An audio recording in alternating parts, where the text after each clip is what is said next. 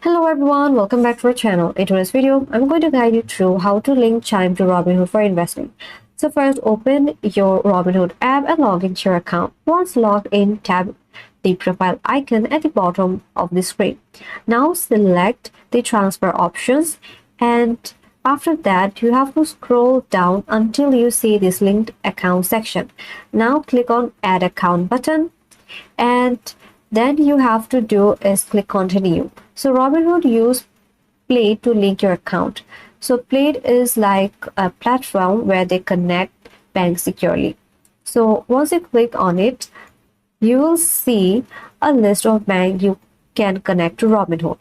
Now just select this Chime from the list and then enter your Chime account details. Once you have done that, your Chime account will be linked to Robinhood, making transfer easy and fast. That's it for this video. If this video helped you out, then like this video, comment down below, subscribe to this channel, and thanks for watching.